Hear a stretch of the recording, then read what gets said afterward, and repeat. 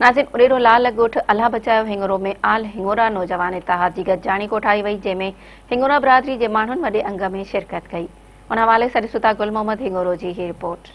जी नाज़रीन, असां हिन वक़्तु मौजूद आहियूं उडेरो लाल ॻोठ अल्लाह बचायो हिंगोरो में, जिथे आल हिंगोरा नौजवान इतिहाद जी गॾिजाणी थी। उन हवाले सां हू मेहरान टीवीअ सां पंहिंजा वीचार कहिड़ी रीति था वंडनि, अचो त ख़ान मालूम करियो। इतिहाद जो ठहे पियो पूरे सिंध के अंदर जेके भी इज़ला आहिनि उन पूरे सिंध की सर्वे थे पई ऐं उन में जिते भी जेको आहे सो हिंगोरा आबादी आहे उन्हनि जी हिकिड़ी तंज़ीम साज़ी कई पई वञे ऐं इंशाअल्लाह ताला तमामु जल्द जेको आहे सो हींअर असां तक़रीबन 4 ज़िलनि जी तंज़ीम साज़ी करे चुका आहियूं ऐं इंशाअल्लाह थोरे वक़्त में जेको आहे सो पूरे सिंध जी असां तंज़ीम साज़ी करे वेंदासीं। तंज़ीम साज़ी खां पोइ बिल्कुलु जेको आहे सो उहो ई अमल रहंदो, माण्हुनि जी ख़िदमत करणी आहे। जेके भी हिते वीचारा मासूम माण्हू आहिनि जिन सां ज़्यादती थिए थी कहिड़े बि क़िस्म जी, उनमें हर क़िस्म जी ज़्यादती अची थी वञे त इंशाअल्लाह उन मिस्किन सां उनजी असांखे बाह ॿेली थियणी आहे ऐं असांजी ख़िदमत ख़ल्क़ करणी। असांजी क़ौम खे गॾिजी करे हिकु करे हलणो आहे, हिकु प्लेटफॉर्म दिलणो आहे। कंहिं बि कम्यूनिटी जो कोई बि हिंगोरे क़ौम हुजे त हिंगोरे क़ौम हिकु प्लेटफॉर्म ते हूंदो, कंहिंजो बि मसइलो मसाइल हूंदो उनजो इंशाअल्लाह हल थींदो।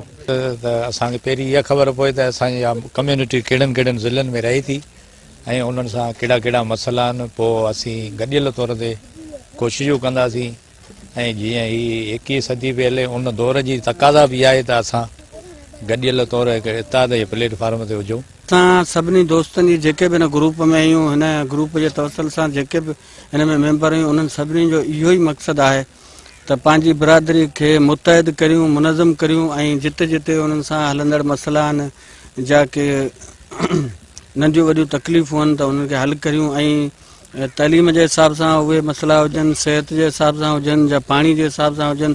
असांजी कोशिशि इहा ई आहे त मुतहद थी फ़िलहाल असां ज़िलनि खां तहलकनि खां ज़िलनि खां शुरूआत कई आहे ऐं आईंदा बि जेको आहे ही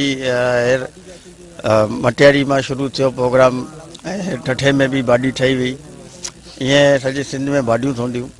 आल हिंगोरा नौजवान इतिहाद जे अॻवान जूं ॻाल्हियूं ॿुधियूं। हिननि जो चवणु आहे त असांजो मक़सदु इहो आहे त जेके बिरादरी जा पोइते पियल माण्हू ऐं इलाइक़ा आहिनि उन्हनि जी भरपूर मदद कई वञे। कैमरामैन सिजाद अली सां गॾु गुल मोहम्मद हिंगोरो, मेहरान टीवी, उडेरो।